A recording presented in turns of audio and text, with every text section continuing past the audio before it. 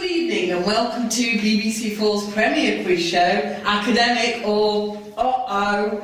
Tonight we have our three competitors competing for a place in the semi-finals. We have contestant number 1. Please introduce yourself. I'm Olivia Dexter and I'm from Leicester. Contestant number 2. Please introduce yourself. I'm Danny Knessler from Leicester. And finally contestant number 3. Please introduce yourself. Hi, I'm Jake. I'm from Africa. Okay, thank you very much. Okay, so they're competing for a very serious prize, obviously getting the position into the semi-finals. So the format is as usual.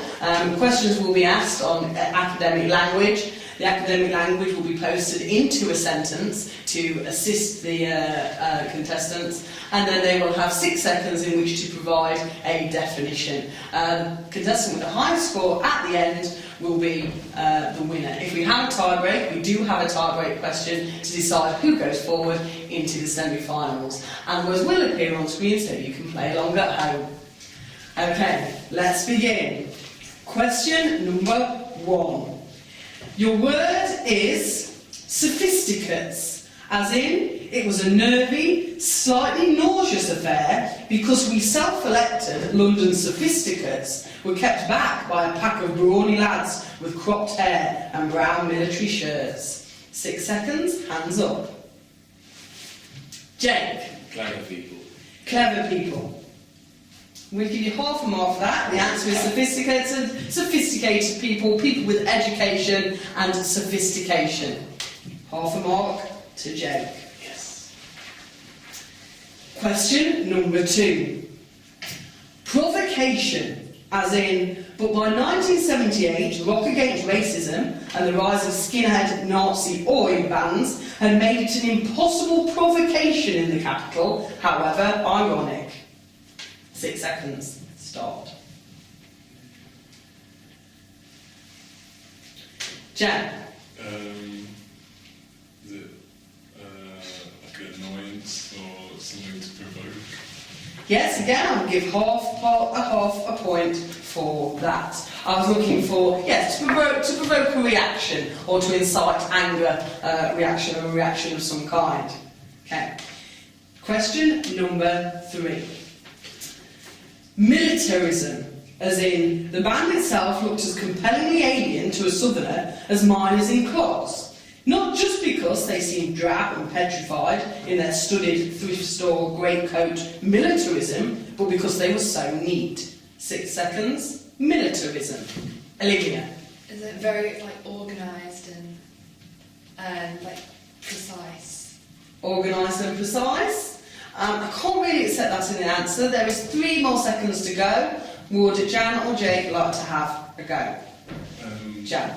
Is it a type of clothing in a way, or a type of clothing in terms of military, the army type topic?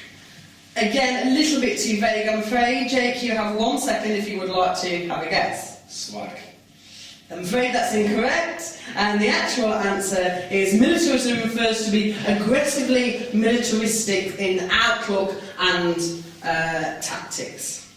Okay, at this point we have Olivia yet to score, we have Jan with half a mark, and we have Jake with half a mark. Okay, we now go to question number 4.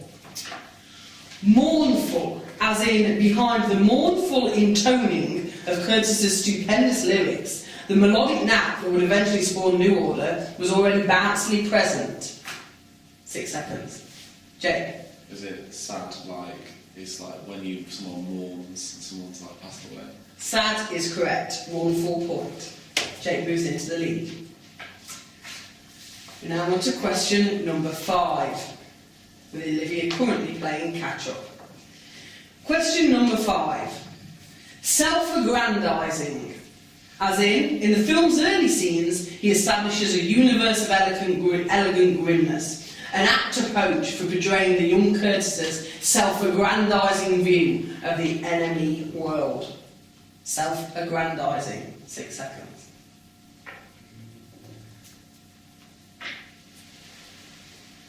And that's time out. No answers on self-aggrandizing. Self-aggrandizing, of course, means self-importance. also a self-important view of the enemy world, placing oneself at the centre of a viewpoint. Okay, we now move on to question number 6, the halfway point. Quite a difficult one here. So, number 6, scion, as in, thus he set up as a typical scion of his generation, as well as a tortured individual depicted in his widow Deborah Curtis's memoir, Touching from a Distance, the film's putative source. Scion. 6 seconds. Livia. Is it like maybe a rough person within a generation? No, I'm afraid that is incorrect. You have 2 seconds left to go. Jake and Jan. Go on, Jake. Sorry, Jan. Is it the type of person he is for? Is it like a normal type of guy? You're getting close, and actually, Liv, you actually gave the opposite of what the answer is, because it's actually a notable person in a generation, so somebody who stands out as being important in a generation. Okay. Next question, and it's the same sentence, so you'll hear the sentence again, that's a different word. Putative. Thus he set up as a typical scion of his generation, as well as a tortured individual depicted in his widow, Deborah Curtis's memoir, Touching from a Distance, the film's putative source. 6 seconds. Jake. Is it like interesting where it came from, like its origin, where it came from? Yes, and a little bit more than that about its origin. Would you like to offer any extension on your answer? Like the history of its origin? I'm not sure about that. No, I'm afraid not. You have 1 second left. Jan and Olivia, if you'd like to give a guess. That's time out. Putative is actually to reputed origin, so where people have said it comes from. So in that case, we do need to have the reputed element. I'm sorry, there, Jake. Okay, next question. Epitome, as in, Joy Division filled the brief gap between the punk to new wave era and the club-orientated dance culture foreshadowed by the new romantics, the epitome of which was Spandau Ballet. 6 seconds. Epitome. Is Listen. it like the best of the best? It is indeed, Elif. Well done, you're off the mark, yes. Epitome means to be the main or the height or the best. Excellent. Okay. We have just 4 questions remaining. At this point, Jan is trailing with half a mark. Liv is in second place with 1 full mark. And Jake is currently in the lead just by half a mark with 1.5. Okay, next question. Apathetic, as in their patent miserablism was soon overexposed in countless apathetic bedrooms and dorms, as we all let ourselves be steamrolled by the marketeers. Apathetic. Jan was first. Is it pathetic? Like bad? I'm afraid not, although it could be perceived to be bad, but that's not the actual definition. You have 3 seconds left. Liv. Is it unemotional? I'll give you half a mark for that, Liv. It does, unemotional is part of it. It needs to be apathetic, means to not care, to not be bothered. So yes, we will give you half a mark for unemotional.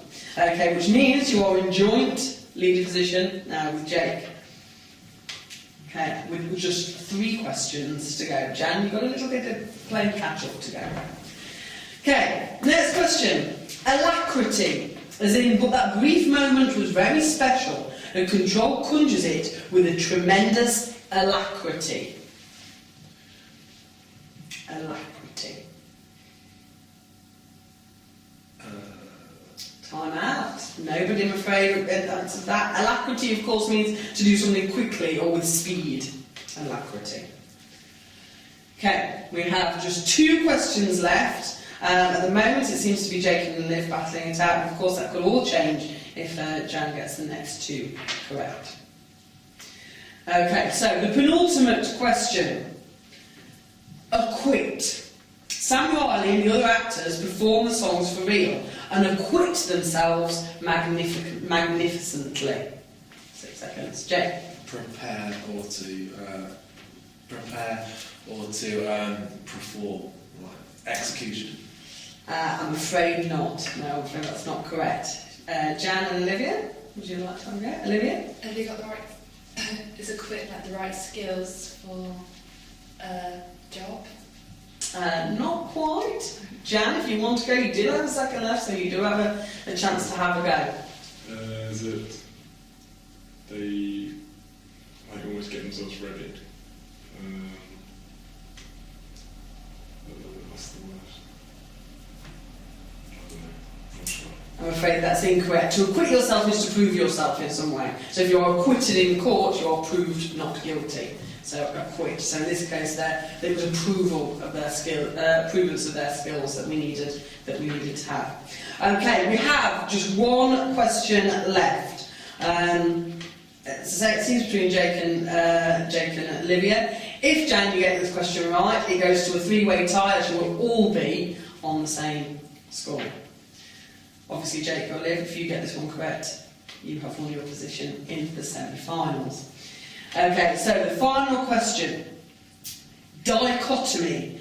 To me, the dichotomy control describes is that of a person for whom celebrity wasn't a cure-all, but a compelling curse. Someone who was a phenomenal lyricist and performer, but wasn't quite up to the business of being famous and divorcing yourself from your origins.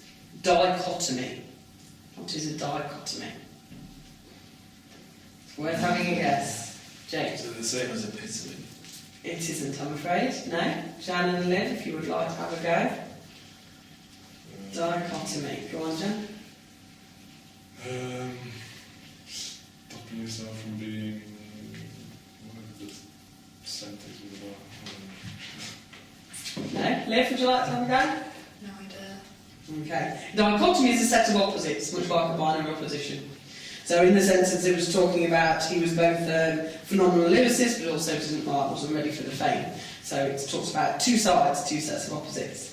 Which means that we have a situation whereby, I'm sorry Jan, you will need to leave the show now because you haven't made it through to the semi-finals, but well done for getting this far. Jan, if you'd like to just leave by the exit, thank you. We now move into our tie-break between Liv and Jake, who both have the same amount. So it will be one word, and whoever is judged to get the closest definition will be the winner. So let me find one. I'll make it a little bit easy for you, Yes. because I'll give you two options. Okay? So it's first hand up, and obviously if you give the right option, you've won. If you give the wrong option, the other person has won. You cannot give your answer until I have finished speaking. If you do, then you're automatically disqualified and the other person wins. Okay. What I'm going to do is I'm going to give a term to you, and then I'm going to give you options for a part of that word, what part of the word means. And you need to give me the correct answer. Okay, are you ready? Good luck, Liv. Good luck, Jake. In this article, in our source material, Sight and Sound, available on subscription,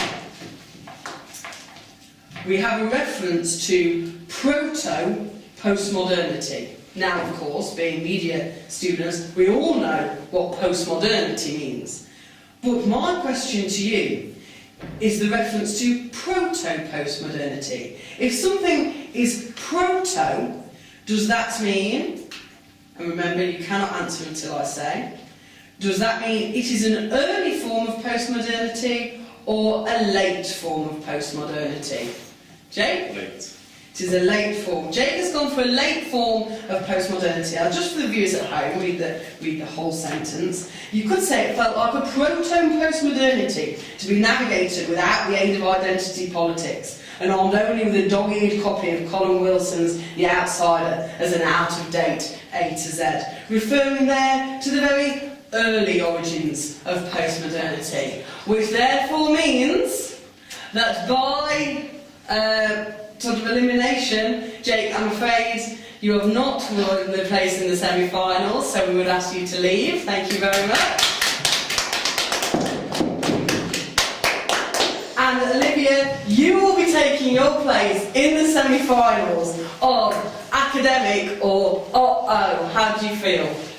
Oh, it's great. I can't wait. Okay, thank you very much, Olivia, and we shall see you next time in the semi-finals, where we'll also see you. Enjoy your insight and sound, people. See you next time.